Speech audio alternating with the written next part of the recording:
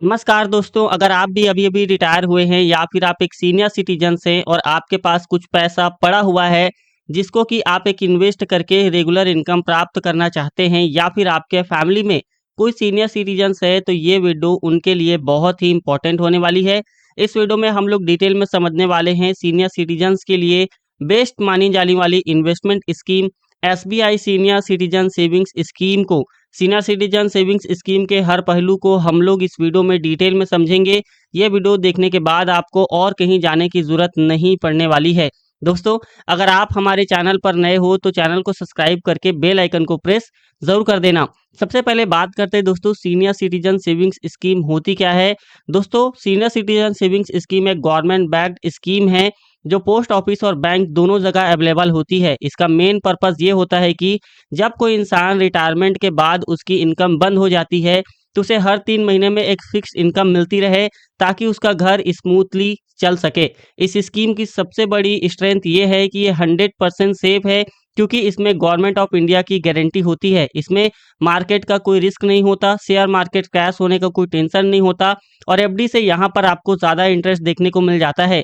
इसलिए senior citizens इस scheme को बहुत ज़्यादा प्रेफर करते हैं।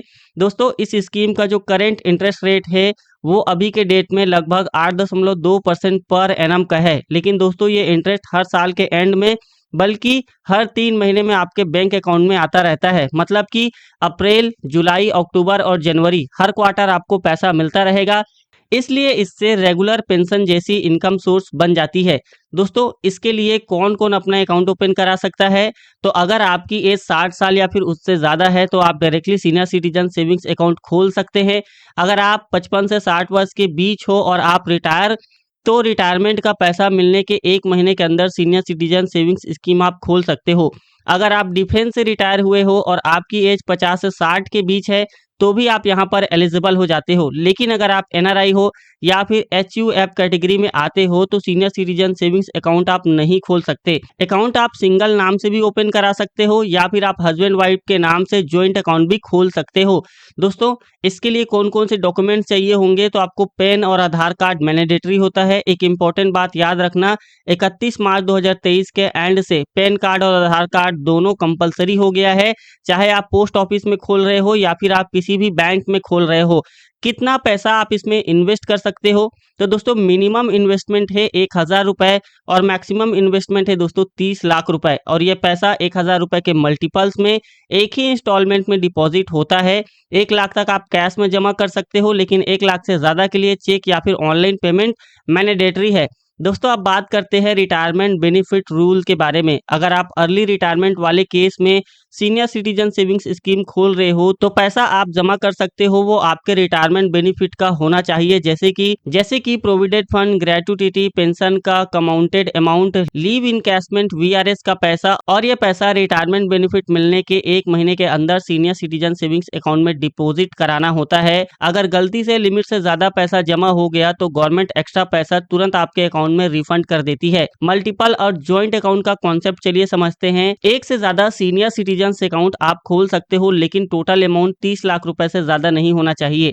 जॉइंट अकाउंट सिर्फ स्पाउस के साथ ही अलाउ होता है और जॉइंट अकाउंट में भी पूरा पैसा फर्स्ट अकाउंट होल्डर के नाम पर ही माना जाता है।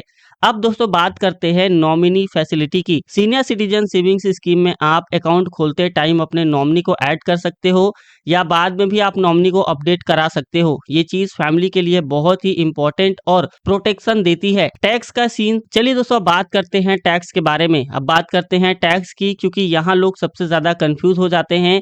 सीनियर सिटीजन सेविंग्स स्कीम में आप जो भी पैसा इन्वेस्ट करते हो वो सेक्शन 80C के तहत आपको टैक्स बेनिफिट मिलता है, लेकिन जो इंटरेस्ट आपको मिलता है वो बिल्कुल पूरी तरह से टैक्सेबल होता है। अगर आपका टोटल इंटरेस्ट 1 लाख रुपए से ज्यादा हो गया तो टीटीएस भी यहाँ पर कट हो सकता है। अच्छी न्यूज ये है कि 29 अगस्त 2024 के बाद सीनियर सिटीजन सेविंग्स अकाउंट से अगर आप प्री मैच्योर विड्रॉल करते हो तो उस पर टैक्स नहीं लगेगा। अब चलिए दोस्तों बात करते हैं मैच्योरिटी और एक्सटेंशंस की। सीनियर सिटीजन सेविंग्स अकाउंट की मैच्योरिटी होती है दोस्तों 5 साल। 5 साल बाद आप चाहो तो 3 साल का एक्सटेंशन भी ले सकते हो। बस ये ध्यान रखना, एक्सटेंशन के लिए एप्लीकेशन मैच्योरिटी के 1 साल के अंदर ही लेनी होती है। अगर आपका पैसा पहले निकालना हो तो उसके क्या रूल है, कभी कभी इमरजेंसी आ जाती है, इसलिए सीनियर सिटीजन सेविंग्स स्कीम में प्री मैच्योर विड्रॉल का भी ऑप्शन होता है, लेकिन ये सिर्फ एक बार अलाउ होता है। पेनल्टी कुछ इस तरह होती है, इसे भी समझ लीजिए। जैसे कि 1 साल से पहले क्लोज किया तो इंटरेस्ट वापस हो जाता है, 1 से 2 साल के बीच किया तो 1.5% की पेनल्टी लगती है और 2 साल के बाद किया तो 1% की पेनल्टी लगती है। अब बात करते हैं दोस्तों कि सीनियर सिटीजन सेविंग्स अकाउंट आप कहाँ से खुलवा सकते हो, तो इसे आप पोस्ट ऑफिस में भी खुलवा सकते हो या फिर आप किसी बैंक से भी खुलवा सकते हो। जैसे कि ऑप्शन बता देता हूँ, एसबीआई बैंक हो गया, पंजाब नेशनल बैंक हो गया, कैनरा बैंक हो गया, bank of India, bank of Baroda, ICICI और ऑलमोस्ट सारे गवर्नमेंट बैंक्स में आप जाकर खुलवा सकते हो। जो रिक्वायरमेंट डॉक्यूमेंट्स चाहिए होते हैं वो इस तरह से होते हैं, जैसे कि आपको 2 पासपोर्ट साइज फोटो चाहिए, PAN card, Aadhaar card, address proof, age proof, सारे के सारे डॉक्यूमेंट सेल्फ अटेस्टेड चाहिए होते हैं। अगर आप सीनियर सिटीजन हो या आपके पेरेंट्स रिटायरमेंट के बाद सेफ और रेगुलर इनकम चाहते हैं तो सीनियर सिटीजन सेविंग्स स्कीम एक बहुत ही स्ट्रॉन्ग ऑप्शन हो सकता है। अब दोस्तों चलिए चलते हैं कैलकुलेटर पर। अगर आपने 5 साल पहले अगर इसमें निवेश किया हुआ होता तो आज आपको हर क्वार्टर पे और मैच्योरिटी कितनी रुपए मिलती। दोस्तों अगर आपने आज से 5 साल पहले 1 लाख रुपए डिपॉजिट किया हुआ होता तो आज आपको लगभग 2050 रुपए मिल रहे होते और मैच्योरिटी होती दोस्तों 1,41,000 रुपए की। अगर आपने आज से 5 साल पहले 5 लाख रुपए डिपॉजिट किया हुआ होता तो आपको क्वार्टरली 10,250 रुपए मिल सकते थे और दोस्तों उसकी मैच्योरिटी होती लगभग 7,05,000 रुपए तक की। दोस्तों अगर आपने आज से 5 साल पहले 7 लाख रुपए डिपॉजिट किया हुआ होता तो आपको लगभग क्वार्टरली मिलते दोस्तों लगभग 14,350 रुपए और आपकी मैच्योरिटी होती दोस्तों लगभग 9,87,000 रुपए के करीब। दोस्तों अगर आपने आज से 5 साल पहले 10 लाख रुपए डिपॉजिट किया हुआ होता तो दोस्तों आपको हर क्वार्टर पे लगभग 20,500 रुपए मिलते और आपकी मैच्योरिटी होती दोस्तों लगभग 14,10,000 रुपए के करीब। अगर आपने 5 साल पहले 20 लाख रुपए डिपॉजिट किया हुआ होता इस स्कीम में तो आपको क्वार्टरली मिलते दोस्तों लगभग 41,000 रुपए और आपकी मैच्योरिटी होती दोस्तों लगभग 28,20,000 रुपए के करीब। अगर आपने आज से 5 साल पहले 30 लाख रुपए इस स्कीम में डिपॉजिट किए हुए होते तो दोस्तों आपको हर क्वार्टरली लगभग 61,500 रुपए मिल सकते थे और दोस्तों आपकी टोटल मैच्योरिटी हो सकती थी 42,30,000 रुपए के करीब। दोस्तों इस वीडियो में मैंने आपको जो भी कैलकुलेशन बताए हैं वो करेंट इंटरेस्ट रेट के बेसिस में बताए हैं। फ्यूचर में जो इंटरेस्ट रेट है वो कम भी हो सकते हैं और ज़्यादा भी हो सकते हैं, इसकी यहाँ पर कोई गारंटी नहीं है। दोस्तों इसी तरह से मैंने मेरी एक और बेहतरीन वीडियो में समझाया है कि कैसे आप एसबीआई में एफडी करवा के एक बढ़िया और तगड़ा रिटर्न प्राप्त कर सकते हैं। तो उस वीडियो का लिंक मेरे एंड स्क्रीन पे आ रहा होगा, आप उस वीडियो को क्लिक करके देख सकते हैं।